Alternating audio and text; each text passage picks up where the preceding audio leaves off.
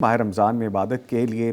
عورت اپنا وقت کیسے مینج کر سکتی ہے، یہاں سے آغاز کرتے ہیں۔ اچھا سوال ہے، لیکن ایسی سوسائٹی میں جہاں پہ عورت کے وقت کو عورت نہیں سارے گھر والے مینیج کر رہے ہوتے ہیں، یعنی سب کی ڈیمانڈ، سب کے خواہشات، سب کی معمولات، اور ان ساروں کے درمیان اس کو اپنا ٹائم جب مینیج کرنا ہوتا ہے تو ٹائم ملتا نہیں۔ جی،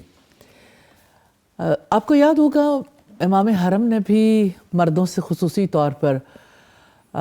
یہ انہیں تلقین کی تھی کہ خواتین سے اتنی فرمائشیں مت کریں اور ان کو اتنا زیادہ بزی مت کریں کہ وہ اللہ کی عبادت کے لیے بھی وقت نہ نکال سکیں، جی، تو انہیں بھی اس مہینے میں ریلیکس کریں۔ جی، اسلام تو وہ دین ہے جس نے غلاموں کے کام کو بھی ہلکا کرنے کا حکم دیا ہے رمضان کے مہینے میں، جبکہ خواتین کو یعنی زیادہ بزی کر دیا جاتا ہے۔ ایسا نہیں ہے کہ صرف کوئی مرد ہی بزی کرتے ہیں، خواتین خود بھی بزی ہونا چاہتی ہیں، ان کی اپنی بھی خواہش ہوتی ہے کہ ساری فیملی کے لیے وہ زیادہ اچھا رول پلے کر سکیں، لیکن وہ ایک ہی اینگل سے دیکھتی ہیں جی، کہ زیادہ اچھا انہیں کھلا سکیں، زیادہ اچھا ان کے لیے افطار کا اہتمام کر سکیں، زیادہ اچھے طریقے سے سحری کا اہتمام کر سکیں۔ تو نیچرلی یعنی ایسے میں عبادات کا سلسلہ جو ہے اور پورا جو ایک ٹائم مینجمنٹ ہے وہ متاثر ضرور ہوتی ہے۔ تو میں یہ سمجھتی ہوں کہ اس کے بارے میں رمضان آنے سے پہلے ضرور جائزہ لینا چاہیے کہ ان اوقات کو کس طرح سے مینیج کر سکتے ہیں۔ مجھے لگتا ہے کہ ہمارے جو کھانے پینے کے معمولات ہیں اور جو چیزیں ہمارے یہاں خاص طور پر افطار کا حصہ سمجھی جاتی ہیں، کچھ چیزیں گرما گرم اور کچھ چیزیں بہت ٹھنڈی۔ اچھا، تو اب ظاہر ہے کہ ان دونوں کے لیے اگر پہلے سے ارینج کر لیا جائے اور افطار کے وقت میں دعا کے لیے اللہ سبحانہ تعالیٰ کے ساتھ ایک کنیکشن کے لیے وقت نکالا جائے تو ممکن نہیں ہوتا۔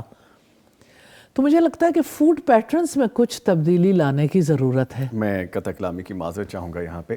فوڈ پیٹرن تو ہمارا دین اسلام، میں جہاں تک اپنا ناقص علم رکھتا ہوں، اس میں کہیں نہیں میں نے پڑھا کہ آپ اتنے زیادہ لوازمات بنائیں، خاص طور پر سحر اور افطار کے حوالے سے۔ ہمارا ٹریڈیشن یہ ہو سکتا ہے، ہماری ثقافت جو صدیوں سے چلتی آ رہی ہے، اس میں کوئی شک نہیں، جی، ہم اس کے زیر اثر ہم بہت سے ایسے لوازمات بھی کر رہے ہوتے ہیں جو میرے خیال میں وہ ایکسیس ایکسپینس کی طرف چلے جاتے ہیں، وہ ایکسیس برڈن کی طرف چلے جاتے ہیں خواتین کے حوالے سے۔ یہ ہمارا کلچر ہے، دین ہمیں کیا کہتا ہے؟ اصل میں دین اس بارے میں یعنی اعتدال کا راستہ اختیار کرنے کا ہی حکم دیتا ہے کہ اعتدال کا راستہ اختیار کریں، لیکن کوئی پابندی نہیں ہے کم یا زیادہ، کتنا لمیٹڈ کر لو یا کتنا ایکسپینڈ کر لو،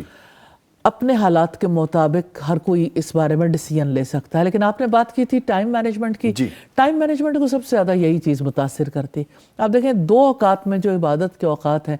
اگر خواتین زیادہ بزی رہتی ہیں تو سارا دن بے شک اتنا زیادہ مصروفیت نہ بھی ہو، لیکن اس کا اصل ٹائم تو چھن گیا نا۔ تو اصل وقت جو ہے نا اس کو بچانا ہے، اس کے لیے کچھ نہ کچھ یعنی انتظام کرنا ہے۔ میں دیکھتی ہوں کہ سارے چینلز مصروف ہوتے ہیں کہ اچھا ٹپس دینے کے لیے، اور سارے ٹپس دیے جاتے ہیں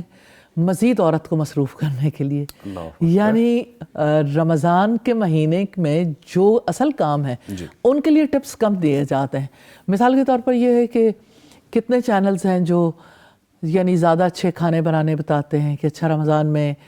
آپ پکوڑے ایسے بنا لیں، فلاں کھانا ایسے ایڈ کر لیں، فلاں چیز دہی بڑے، فلاں چیز ٹرانسمیشن میں یہ سیگمنٹ چل رہا ہوتا ہے، ساتھ ساتھ لائیو سیگمنٹس چل رہے ہوتے ہیں۔